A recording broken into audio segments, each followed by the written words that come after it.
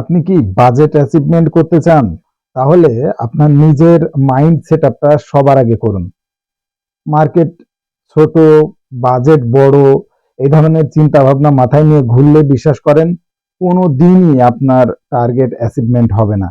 Target অ্যাচিভমেন্টের জন্য mind setup সবথেকে বড় একটা ব্যাপার। আপনার মাথা বা আপনার ব্রেন যদি ধরে নেয় যে আপনার বাজেট বড়, সবসময় আপনাকে কিন্তু সেই জিনিসটা পেইন দেবে। এবং একটা পর্যায়ে গিয়ে আপনি বিলিভ করবেন যে আসলেই আপনার মার্কেট অনুযায়ী আপনার বাজেট বড়, আসলেই এই বাজেট আপনি অ্যাচিভ করতে পারবেন না। তো positive mind setup build up না থাকলে আপনি কখনোই বাজেট অ্যাচিভমেন্ট করতে পারবেন না।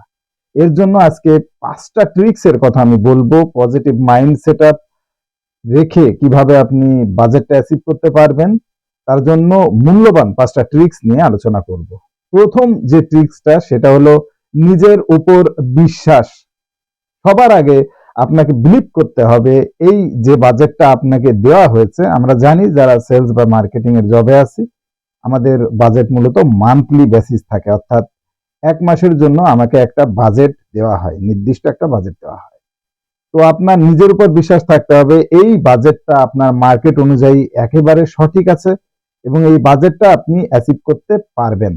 অ্যাকচুয়ালি ব্রেনের ভিতরে নিতে হবে আমিই পারবো, এই শব্দটা খুব দরকার। যে আমিই পারবো, এই কনফিডেন্স লেভেলটা যদি মাসের 1 তারিখে আপনার মাথার ভিতরে গ্রো করে, কেউ আপনাকে ঠেকাতে পারবে না।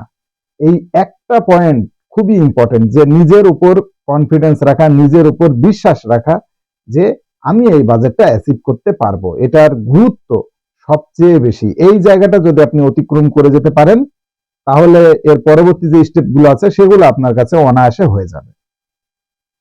2 নাম্বার যে পয়েন্ট সেটা হলো নেগেটিভ কথা ফিল্টার করা।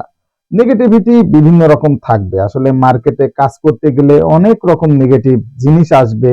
বিভিন্ন ধরনের যারা টক্সিন ছড়ায়, বিভিন্ন কলিগ আছে আপনার, এবং বিভিন্ন কাস্টমারও আপনাকে নেগেটিভিটি আপনার বডির ভিতরে দেবে।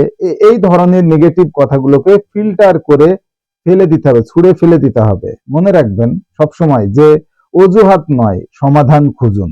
যে কোনো কিছুর জন্য অজুহাত মাথার ভিতরে রাখবেন না, কারণ অজুহাত যে কেউ দিতে পারে, সমাধান কজন খুঁজবে? যারা বাজেটটা অ্যাচিভ করবে তারাই মূলত সমাধানটা খোঁজে। যারা চালাক চতুর তারাই কিন্তু সমাধান খোঁজে। সারা দিন যদি আপনি প্রবলেম নিয়ে চিন্তা করেন, আপনার ব্রেন একসময় হ্যাং হয়ে যাবে। কিন্তু যখনই আপনি শুধু সমাধানের পথ খুঁজবেন, একটা একটা করে যখন প্রবলেম সলভ করতে শিখবেন, তখন দেখবেন আপনার ব্রেন ফ্রি হয়ে যাচ্ছে। আপনি তখন অটোমেটিক্যালি আপনার বাজেট অ্যাচিভমেন্টের দিকেই দেখবেন এগোতে থাকছেন। এই কারণে সবসময় মাথায় রাখবেন, কোনো সময় অজুহাত দিবেন না, চেষ্টা করতে থাকুন এবং সমাধানগুলো ফাইন্ডিং করুন। 3 নাম্বার যে পয়েন্ট সেটা হলো ক্লিয়ার টার্গেট সেট করা। এটা একটা মানে এমন একটা প্রক্রিয়া, যে প্রক্রিয়াটা আমরা সচরাচর যারা মার্কেটিং এ জব করি তাদের ভিতরে দেখি না। তারা মনে করে যে হ্যাঁ, ও মাস শেষে বাজেট করে ফেলবো। কিন্তু এই ধরনের ল্যাঙ্গুয়েজের থেকে বেরিয়ে আসতে হবে। মূলত বাজেট অ্যাচিভমেন্ট করার জন্য আপনাকে day wise target set up করতে হবে। কোম্পানি তো আপনাকে মান্থলি একটা টার্গেট দিয়ে দেবে, সেইটাকে আপনি ডে ওয়াইজ ছোট ছোট করে ভাঙবেন। প্রতিদিন আপনাকে কত টাকা সেলসের টার্গেট করতে হবে, প্রতিদিন আপনাকে কতটা ভিজিট করতে হবে, কতটা জায়গায় যেতে হবে, এবং প্রতিদিন কত টাকার কালেকশন করতে হবে, এবং দিন শেষে এগুলো দেখতে হবে যে আপনি কোন অবস্থানে আছেন। তা না একবারে আমরা যে কাজটা করি না, অনেকেই বেশিরভাগ এই ভুলটা করে, একবারে চিন্তা করে হয়ে যাবে, আজকে মাসের 10 তারিখ তো কেবল, এখনো 20 দিন আছে, আমার বাজেট হয়ে যাবে। একটা পর্যায়ে গিয়ে যত দিন কাছে আসে, বিশেষ করে 20 তারিখের পরে আর তাদের খুঁজে পাওয়া যায় না। পরবর্তীতে দেখা যায় মাস শেষে সেই বাজেট অ্যাচিভ হয় না। এই কারণে আপনাকে ডে ওয়াইজ শিডিউলের ভিতর আসতে হবে। একটা জিনিস মনে রাখবেন, daily target equal to monthly success. এই বিষয়টা খুবই গুরুত্ব দিয়ে দেখবেন। 4 নাম্বার যে পয়েন্ট, ডিসিপ্লিন এবং কনস্ট্যান্সি। একটা জিনিস মনে রাখবেন যে মোটিভেশনাল যে স্পিচ গুলো আছে, সেগুলো আপনাকে হয়তো একদিন কাজ করায় সহযোগিতা করবে বা 2 দিন কাজ করার সহযোগিতা করবে, কিন্তু ডিসিপ্লিন ওয়েতে আপনি যখন কাজ করবেন, তখন কিন্তু একটা জিনিস মনে রাখবেন যে প্রতিদিনই দেখবেন আপনি নিজের থেকেই এই মোটিভেশনটা পাচ্ছেন, কাজের আগ্রহ পাচ্ছেন। কারণ আপনি যখন ডিসিপ্লিনারি কাজ করবেন, তখন কিন্তু রেগুলার বেসিস একই কাজ করবেন।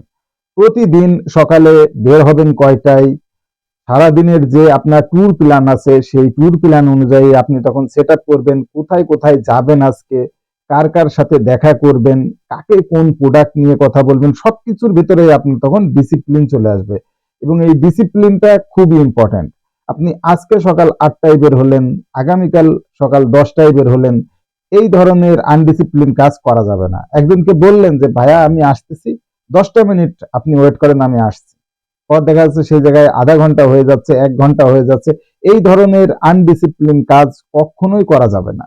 এই কারণে সবসময় ডিসিপ্লিনের ভেতরে থাকবেন এবং কনস্টেন্সি মেনটেন করে কাজ করবেন। যে কাজটা করবেন কন্টিনিউ একই ধাঁচে কাজগুলো করবেন, দেখবেন দুর্দান্ত রেজাল্ট পাচ্ছেন। মূলত একটা জিনিস মাথায় রাখবেন যে বাজেটের পিছনে দৌড়ালে কিন্তু বাজেট কখনোই অ্যাচিভ হবে না। বাজেট করার জন্য যে বিষয়গুলো আছে, এই যে আপনার প্রমোশন, সেলস, কালেকশন, এই কাজগুলোর পিছনে বেশি বেশি করে দৌড়ান, দেখবেন মাস শেষে অটোমেটিক্যালি বাজেট ধরা দিচ্ছে। লাস্ট যে পয়েন্টটা নিয়ে কথা বলবো সেটা হলো নিজের পারফরমেন্স নিজে রিভিউ করা।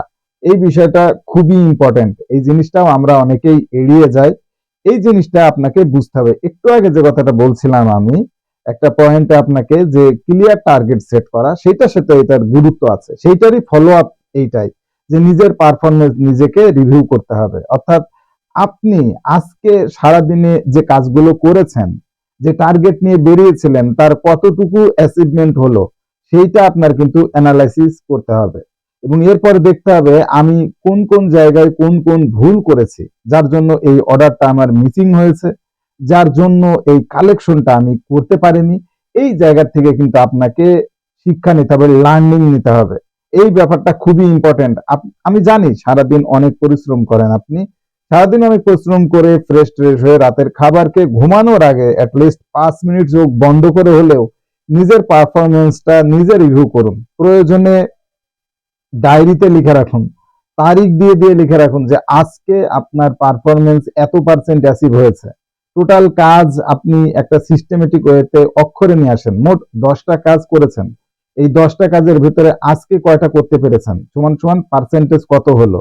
এইভাবে নিজের ভিতরে একটা প্রতিযোগিতা আনুন এবং ডেইলি একটা টার্গেট বেসিস কাজ করুন।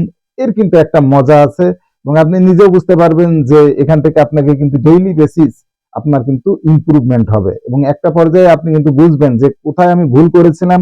এই ভুলটা নেক্সট টাইমে যখন আরেক জায়গায় আবার অর্ডার কাটতে যাবেন বা কালেকশন করতে যাবেন, তখন কিন্তু আপনার আর হবে না।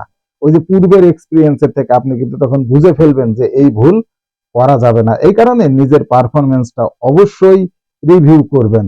একটা জিনিস মনে রাখবেন, সেলস সেলসের জগতে নিজের পারফরমেন্স রিভিউ খুব গুরুত্বপূর্ণ একটা পয়েন্ট।